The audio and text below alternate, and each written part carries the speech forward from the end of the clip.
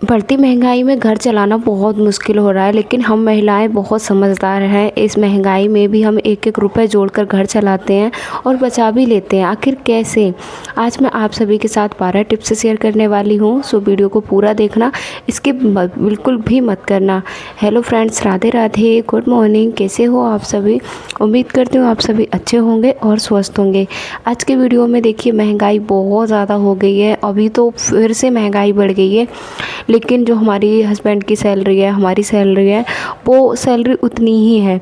लेकिन भाई अब वो खर्चे बड़े हैं, तो उसमें अब वो कैसे क्या करें, कैसे अपने खर्चों को मेंटेन करें। मैं कैसे एक एक रुपये जोड़कर अपना घर चलाती हूँ। हर मिडिल क्लास फैमिली कैसे घर चलाए, साथ ही कैसे बचत कर सके। देखिए, अगर पत्नी समझदार होती है ना, सही बता रही हूँ, अगर पत्नी थोड़ी सी समझदारी दिखाती है घर चलाने में, तो वो अपने पति को अमीर बनने से नहीं रोक सकती, और साथ ही साथ वो अपने घर की आर्थिक स्थिति को सुधारने में बहुत बड़ा योगदान देती है।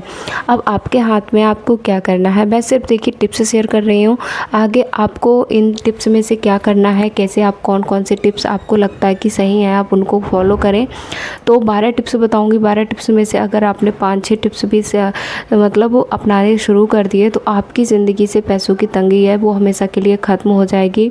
तो वीडियो को पूरा देखना, स्किप बिल्कुल भी नहीं करना, क्योंकि वीडियो बहुत ही काम की है। यहाँ पर ये मैं पुराना वीडियो आप सभी के लिए दिखा रही हूँ, जब हमने ये पैसे निकाले थे।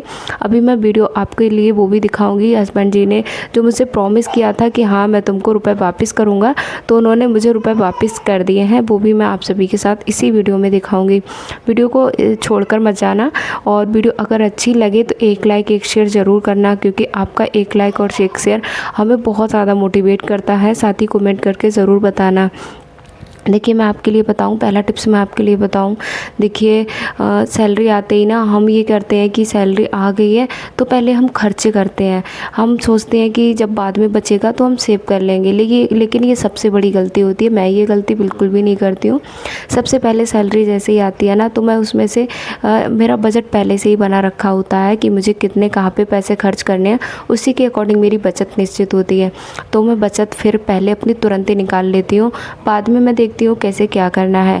ऐसे ही आपको हर महीने करना है। जैसे आपकी सैलरी मिलती है, आपको तुरंत आपको बचत अलग निकाल के रख देनी है। आप अपने खर्चों के अनुसार बचत कर पाएंगे। जैसे आपकी सैलरी अगर सही है तो आप 40% भी बचा सकते हैं। अगर थोड़ी कम है तो आप 30-20 इतनी तो बचा ही सकते हैं। आपकी कितनी भी सैलरी कम हो, कैसे भी करके, चाहे आप कोई से खर्चे को रोक कर 10% तो बचाइए। अगर हर महीने नहीं बच रहा है तो महीने के आप साल भर में 9 महीने तो बचाइए ही हर हालत में। देखिए, कुछ महीने ऐसे निकल आते हैं जो जिन महीनों में खर्चे बढ़ जाते हैं, तो हम उस महीने का खर्चे मतलब पैसा नहीं बचा पाते। मेरे साथ भी यही होता है। जैसे होली, दीपावली, और बच्चों के जब एडमिशन करते हैं, बच्चों के बर्थडे, तो ऐसे कुछ महीने आ जाते हैं साल भर में। 2-3 महीने ऐसे आ जाते हैं जिस महीने में बचत करना बहुत मुश्किल होता है। तो आप बाकी महीने तो हमारे अपने होते हैं, उन महीनों में हो सके तो हम 10% से ज़्यादा ज़रूर सेविंग करें। आपके लिए मैं एक कहावत बताऊं।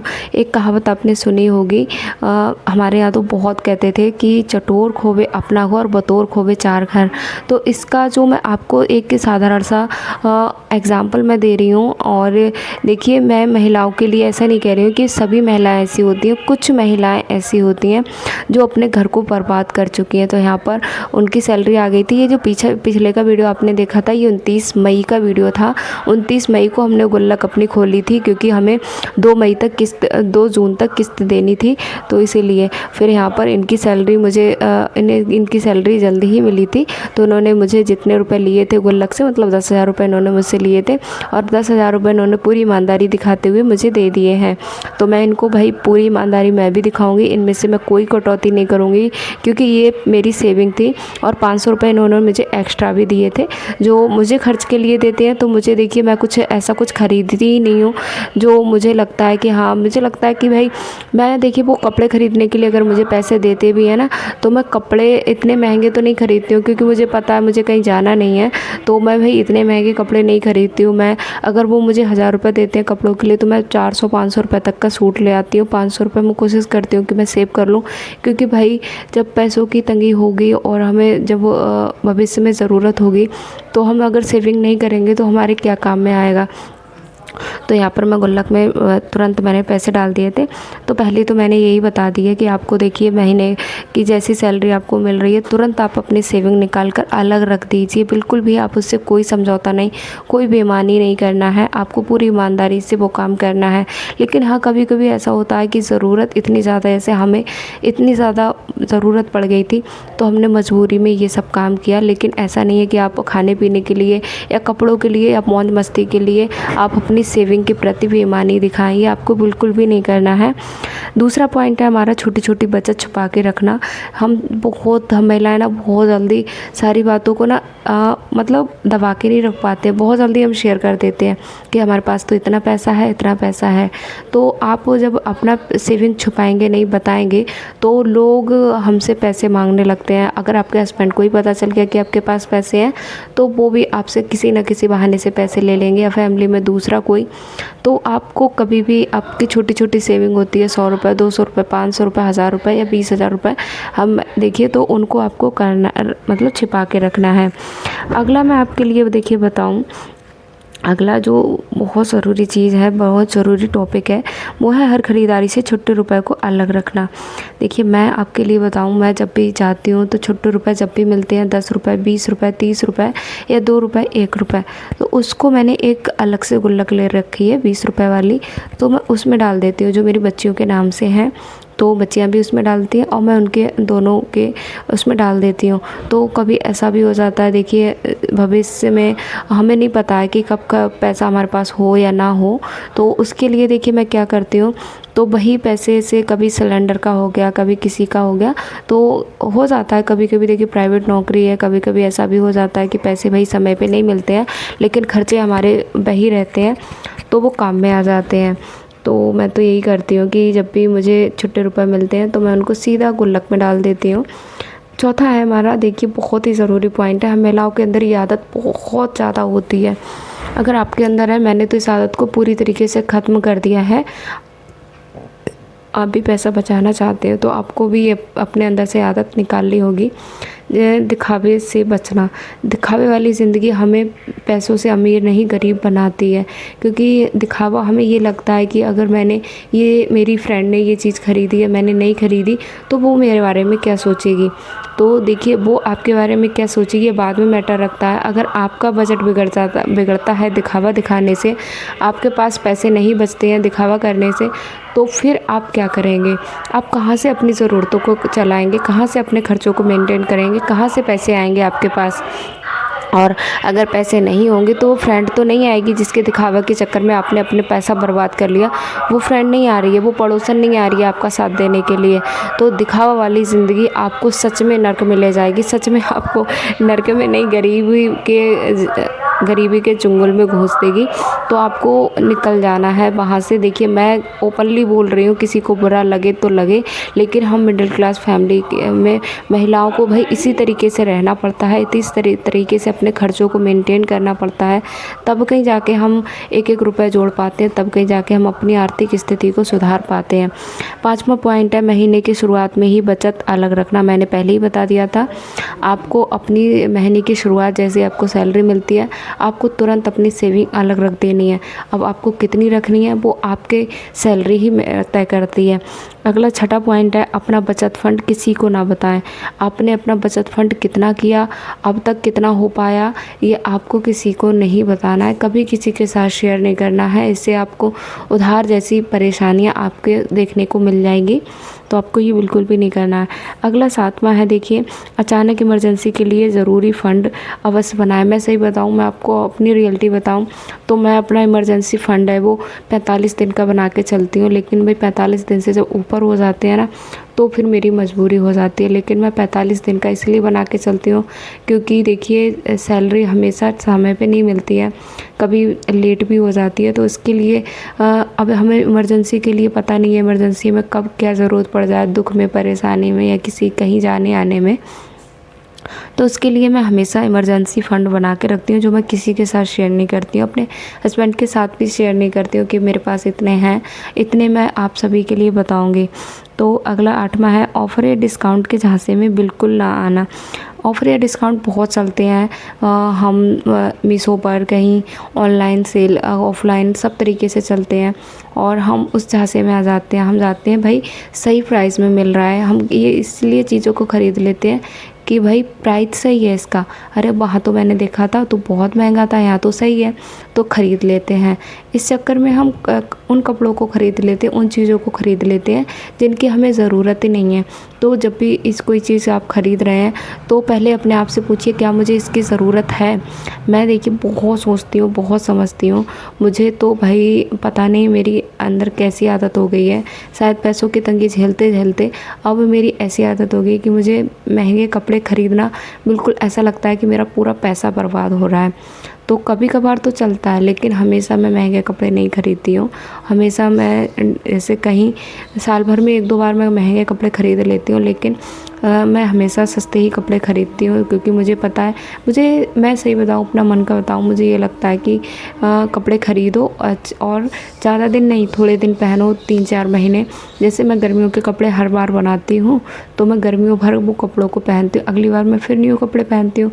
तो एक अच्छा भी लगता है, बार बार वही कपड़े पहनते रहो ना तो थोड़ा बोरिंग सा लगता है। तो मैं इसी तरीके से मैं तो कपड़ों के लिए पैसे खर्च नहीं करती हूँ। अगला देखिए मैं आपके लिए बताऊँ बिल और पेमेंट का व्यवस्थित रूप से करना। जैसे मुझे दूध का पेमेंट करना पड़ता है और किराया देना पड़ता है, तो मैं वो पेमेंट हमेशा कभी ऐसा नहीं करती हूँ कि मुझे मतलब वो अगले महीने ज़्यादा देना पड़े या मैं नहीं दूँ। तो ये होता है अगर अब के महीने हमने नहीं दिया तो अगले महीने वही पैसा हमारा डबल हो जाता है। जैसे अगर इस महीने मैं रूम का नहीं दूँगी तो मेरा अगले महीने 2000 हो जाएगा। अब सैलरी मेरी जितने इस महीने आई थी उतनी ही मेरे अगले महीने आएगी, तो अलग से तो पैसे है नहीं, रबड़ तो है नहीं कि तान दिए जाएंगे तो पैसे बढ़ जाएंगे। तो हम अब इस बार इस तरीके से खर्चे चला लेंगे। तो हमेशा मैं उसी समय जब मेरी सैलरी आती है मैं तुरंत ही अपने सारे जो पेमेंट मुझे करने होती हैं सारे मैं समय पर कर देती हूँ, चाहे मुझे कैसे भी करने पड़े, कुछ खर्चों को कंट्रोल करना पड़े।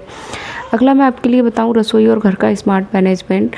रसोई और घर का स्मार्ट मैनेजमेंट से मतलब ये है, जैसी सैलरी मिलती है ना सबसे पहले मैं अपना किराना का सामान भरती हूँ, गैस सिलेंडर चेक करती हूँ, स्कूल फ़ीस देती हूँ और मतलब बहुत कुछ, स्कूल की फ़ीस जो मुझे किस्त भरनी है वो सारा कुछ मैं देखती हूँ। उसके बाद मैं अपने जो शौक़ है उनको देखती हूँ। पहले मैं ज़रूरतें देखती हूँ कि ज़रूरत है क्या। तो इस तरीके से मैं भी करती हूँ, आप भी इस तरीके से कर सकते हैं। देखिए और मैं आपको एक अच्छा सा तरीका बताऊँगी, बहुत ही अच्छा तरीका है, वो मैं अभी आप सभी के लिए बताऊंगी। हर महीने 1 या 2 दिन ऐसे भी रखें जिसमें कुछ नहीं खर्च करना है। मेरा ये रहता है कि भाई मैं अब सप्ताह में देखिए 1 संडे तो पड़ता ही है, महीने में 4 संडे पड़ते हैं। तो 4 संडे में मुश्किल से एक बार हम संडे को जाते हैं। जब हम बाहर जाते हैं ना तो हम सोच के चलते हैं कि हम 500 रुपये खर्च करेंगे, लेकिन एक नॉर्मल सी बात है 1000 से 1500 रुपये खर्च हो ही जाते हैं। उसको कंट्रोल करने के लिए आपको पहले ही माइंड सेट करना पड़ेगा और एक सूची तैयार करनी पड़ेगी। आप पहले सूची तैयार करिए, माइंड सेट करिए कि मुझे भाई इससे ज़्यादा पैसे बिल्कुल भी नहीं खर्च करने हैं और मैं जो सूची तैयार करके लेके जा रही हूँ मैं बस उतना ही सामान लूँगी, एक भी सामान मैं ज़्यादा नहीं लूँगी। आप इस तरीके से जब माइंड को सेट करते हैं और आप जब इस तरीके से काम करते हैं तो सही बता रही हूँ आपका दिमाग काम करता है और आपके खर्चे हैं वो कंट्रोल में रहते हैं। तो आपके खर्चे जब कंट्रोल में रहेंगे तो सेविंग अपने आप ही हो जाएगी। अगला मैं देखिए आपके लिए बताऊँ, भविष्य के लिए एक छोटा निवेश ज़रूर शुरू करें। जैसे कि मैंने LIC में बीमा पॉलिसी करा रखी है, आप भी कर सकते हैं। सुकन्या समृद्धि योजना बच्चियों के लिए, आप बहुत सारे ऐसे निवेश चल रहे हैं जो आप कर सकते हैं। और मैं आपके लिए बताऊं, देखिए हम महिलाओं के अंदर एक आदत होती है कि हस्बैंड के पर्स से पैसे चुराने की, तो आदत वो बुरी नहीं है। देखिए अगर पैसे नहीं दे रहे हैं वो तो आप ये काम कर सकते हैं। मैं इसके बिल्कुल भी ऐसा नहीं है कि मैं इस चीज़ से बिल्कुल भी अलग हूँ, ऐसा मैं बिल्कुल नहीं मानती हूँ। अगर हस्बैंड पैसे नहीं दे रहे हैं, समय पे नहीं कर रहे हैं, तो हम औरतों के पास पैसा कहाँ से आएगा, है ना। तभी तो आएगा जब वो हमको देंगे, तभी तो हम पैसा बचा सकते हैं। अब जो वो पैसा देंगे ही नहीं तो हम बचा कैसे पाएंगे। तो उसके लिए आपको ना क्या करना है, आप जैसे कुछ काम ऐसे कर सकते हैं जैसे मैं करती हूँ। जैसे अब वो महीने भर का दूध हमारा आया, महीने भर के दूध में से आपने दो एक छुट्टी हो गई, या आपने कहा कि इस बार मैंने ज़्यादा मंगा लिए, तो इस तरीके से आप 100-200 रुपये बचा सकते हैं। ऐसे आप ख़रीदारी करने गए तो आपने उनको बता दिया कि आपने जैसे 500 की साड़ी ख़रीदी, तो आप वो उनको 700 रुपये 800 रुपये बचा सकते हैं। बच्चों के कपड़े ख़रीदे, ऐसे करके आप ये काम कर सकते हैं। तो इसमें कोई गलत बात नहीं है। तो आज मैंने ये 12 टिप्स शेयर किए। सही बता रही हूँ, 12 टिप्स मैंने जब से खुद अपनाने शुरू करे हैं, मेरी ज़िंदगी में तो पैसों की तंगी है वो ख़त्म हुई है। और आई होप, मुझे यकीन है कि आप भी अगर इन 12 टिप्सों को पूरी ईमानदारी से अपने जीवन में लागू करेंगे तो आपके जीवन से भी पैसों की समस्या है वो ख़त्म होगी। शनिवार का दिन था, पूजा पाठ मैंने यहाँ पे अगले दिन चौकी उठानी होती है, तो मैं अगले दिन यहाँ पे चौकी उठाने के लिए मैं बैठ गई हूँ। नहाकर मैं आ चुकी हूँ। और आज का वीडियो आप सभी के लिए कैसा लगा? वीडियो देखिए, मैं आपके लिए अच्छाई लेकर लाने का प्रयास करती रहती हूँ कि मैं वीडियो आप सभी के लिए अच्छे लेकर आऊँ। फिर भी आप सभी के लिए कैसे वीडियो पसंद है, कैसे आप देखना चाहते हैं, वो सब आप लोग कमेंट करके ज़रूर बताया करें। आप सभी से मिलूँगी मैं अगले वीडियो में। आप सब अपना ख्याल रखें और स्वस्थ रहें और मस्त रहें, और अपना प्यार सपोर्ट ऐसे ही मुझ पर बनाए रखें, क्योंकि आपका प्यार और सपोर्ट ही हमें जीवन में आगे बढ़ने के लिए बहुत हिम्मत देता है, अच्छी वीडियो लाने के लिए, जो कि आप इतना प्यार सपोर्ट करते ही हैं। आपको और क्या जानना है, आप क्या पूछना चाहते हैं, आप कमेंट करके ज़रूर बताएं। आप सभी से मिलते हैं अगले वीडियो में। राधे राधे।